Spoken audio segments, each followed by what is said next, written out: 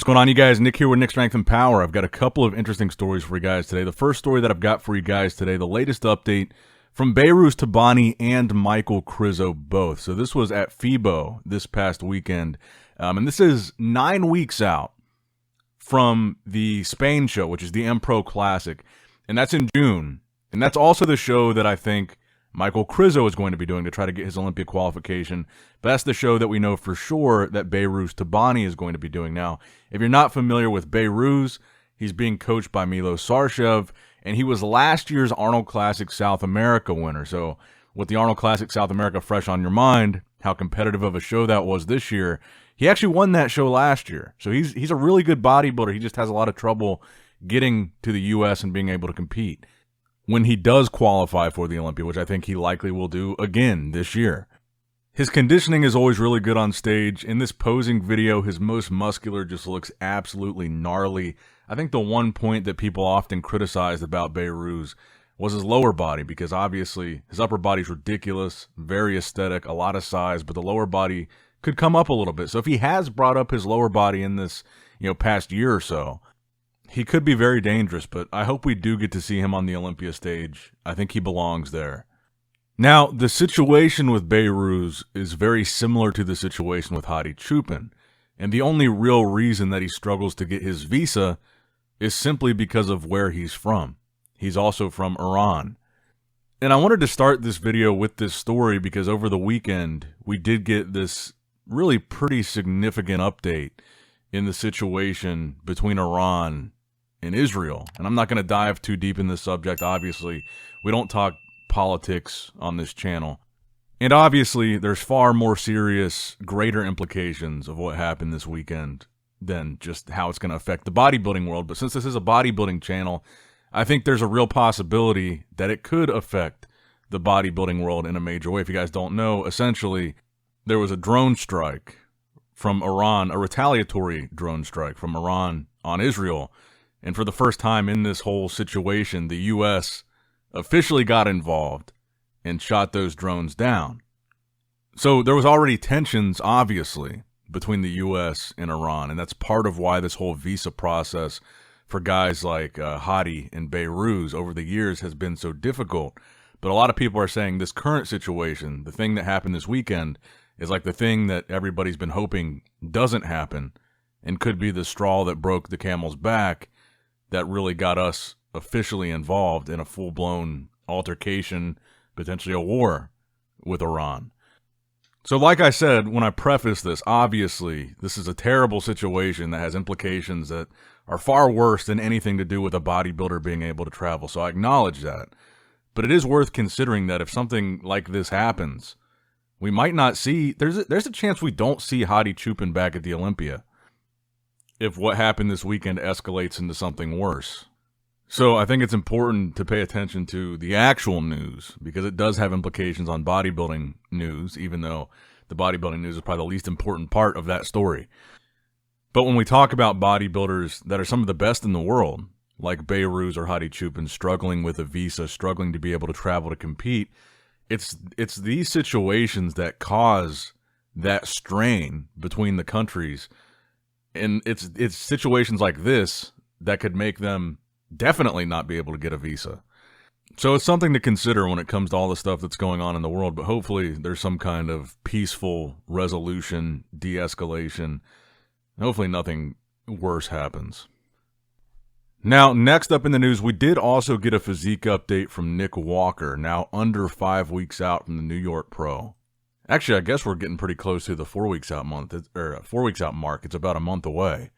And Nick's starting to look really dialed in for that show where we're going to get to see him go against Tonio Burton, who just did really well at the Arnold Classic South America. A lot of people even thought Tonio should have won.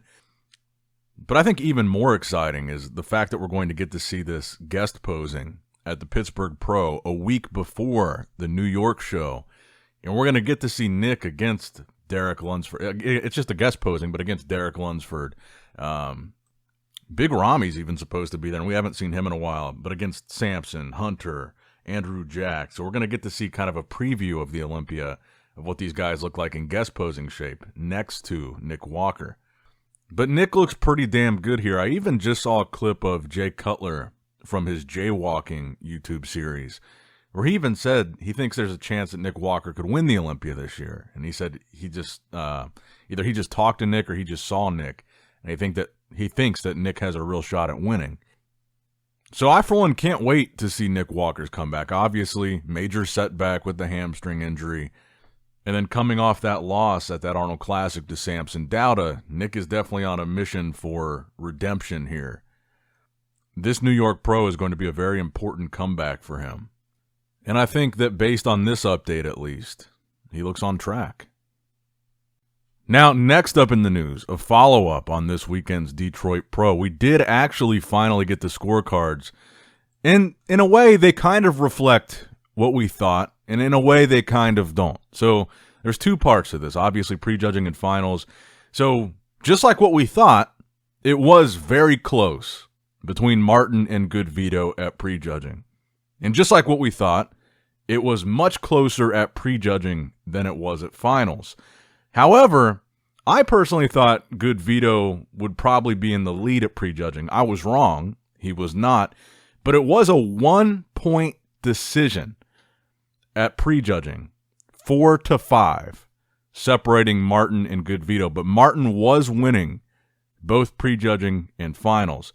Now, Martin did increase that distance, increase that gap at finals. So, again, kind of confirming what we thought, Martin improved significantly for the finals, increasing his lead to a 3-point to 6-point lead, making the final decision a 7-11 score. So they were separated by 4 points. But going from a 1-point decision at prejudging to a 4-point spread, Martin definitely improved to really increase that gap. I will say I am a bit surprised that it wasn't closer at prejudging. I thought Good Vito would be in the lead at prejudging, and Martin was so significantly improved for finals. Then he took the lead with enough points to overcome Good Vito's lead at prejudging. But we talked about what a great top two this was, and this scorecard reflects this, how competitive this really was. We haven't had a 1-point decision at a prejudging, and I don't know how many shows. The Arnold Classic UK, for example, everybody thought was so close between Hottie and Samson. That prejudging was a 3-point decision. 6 points to Hottie, 9 points to Samson. So Martin and Vito were much closer than that. For the Arnold Classic Ohio, the prejudging with Hottie and Samson, first and second place, was 5 points to 10 points. So a 5-point difference. Again, this was much closer than that between Vito and Martin, 1-point decision. Even this last show, the Arnold Classic Brazil, that some people felt was a controversial decision, it was 9-6 in favor of Rafael over Tonio, a 3-point decision. This was even closer than that by 2 points. I think the next closest example in recent memory was Hottie Chupin versus Derek Lunsford at the Olympia. Their prejudging score was 7-9, so that was a 2-point decision. So even this was closer than that. So I think that's why this was such an entertaining and talked about show, this Detroit Pro this weekend.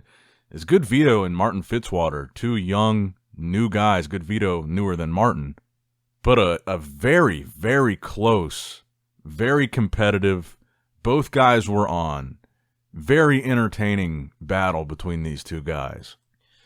And this is a really, really split one. And it makes sense because it was so close. I've been looking at a lot of the Instagram comment sections, a lot of the Instagram polls and stuff about what people thought about the result. And this is like, it's not like a one-sided thing. This is a very split audience of people saying Good Vito definitely won and people saying Martin definitely won. So that's how close this thing was. It's not like overwhelmingly one guy or the other. It's like dead 50-50. So like I said in the other video, I hope that Vito continues to compete and qualifies for the Olympia, so we can see the Vito and Martin rematch later this year. But I really got to take my hat off to both those guys. Very entertaining show. They really nailed it. Now, also at yesterday's Detroit Pro, we did get a nice little guest posing there from both Samson Dauda and Hunter Labrada. And seeing Hunter next to Samson obviously a really big open guy. Hunter looks like he's really put on some size and some width to his frame. He doesn't look small at all next to Samson. despite being significantly shorter, you don't see a whole lot of a size difference. So Hunter definitely looks like he's been putting on some serious mass since the last time that we saw him compete. And I'm starting to get high hopes for this Detroit show. You know, we already pointed out everybody, all the bodybuilding fans, love the plain black curtain backdrop. They love the lighting. They love the live stream. So they really catered this to the hardcore bodybuilding fan. I think a lot of people appreciated that. Then in conjunction with that, you had a really competitive top two. And then you had a guest posing of some of the biggest stars in bodybuilding, Hunter and Samson. And then even in addition to that, they had those awards dedicated to bodybuilders that had passed away. Luke Sando, Cedric McMillan, and John Meadows. The most muscular, the best poser, and the most shredded awards, which was an additional $2,500 to whichever bodybuilder won those awards. And with different shows, like we've talked about before, there's different objectives with the backdrop and the lighting and the presentation. Like with bigger shows like the Olympia, even the Arnold, their objective is to attract and entertain a very large audience, both in-person people paying a lot of money for tickets, then expecting, you know, maybe hundreds of thousands, if not maybe millions of people watching that live broadcast. And it's a broad demographic for those bigger shows. It's not just hardcore bodybuilding fans. So what I appreciated about this Detroit show was the fact that it felt like it was marketed specifically to what a hardcore bodybuilding fan would want to watch, not like a broad general audience. It seemed like they just listened to all the bodybuilding fans. This is what we want. This is what we'll do. And I think maybe, like I said, I think maybe it has something to do with Fuad's supplement company sponsoring the show. Maybe he has a little bit more freedom to not have these big LED boards, you know, covered in sponsorships, whereas other shows might have to do that. But I just felt like this was definitely something where it was like, hey, look, we listened to you guys, and this is the product we're going to give you because this is the product that you asked for. And I thought it was cool. And I do think it's worth pointing out there's reasons why both the Olympia and the Arnold don't do this or can't do this. Because they're on, like the Arnold, the Olympia, while they're things they can both fix, they're on such a big scale and they're such big events now. They have to have tons of sponsors. Both of them do. But a show like this doesn't necessarily have to, so it's kind of cool. Now, the final story that I've got for you guys today, we did get a physique update from Hassan Mostafa, a brief kind of back posing video. Now, we do know for sure which show Hassan is doing. He's doing the Toronto Pro, and he's now 8 weeks out from that show. And he says in this post that his prep is going great. He's 8 weeks out. His recovery has been phenomenal, and he says his strength is great. So I'm excited to see Hassan back on stage. Ultra muscular, freaky physique. Maybe not the most aesthetic guy. He's kind of got a blocky midsection, but he's definitely a freak, and I like to see him compete. I like to see him when he's conditioned. He's a really good bodybuilder. But that's going to wrap it up for the video, guys. I hope you did, in fact, enjoy it. Make sure you let me know what you guys think in the comments down below. Like the video, subscribe to the channel, click that bell notification icon if you have not already. And as always, I love you guys. Appreciate you guys. Nick Strength and Power, signing out. All right, guys, don't forget to click that like button and subscribe to this channel if you enjoy the content. Also, check out my Instagram at NICKS&P. My Facebook page, which is simply Nick Strength and Power. My secondary YouTube channel, Nick Strength and Vlogs, for vlogs and bonus content that you will not see on this channel. And consider subscribing to my third YouTube channel, Nick Strength and Pokemon, which is all things Pokemon and trading card games, completely unrelated to this channel. So if you're into that, give that one a look. And all links to merchandise and social media will be in the description box below. If you guys want a Nick Strength and Power t-shirt, that will be in the Shopify link below. Have a great day.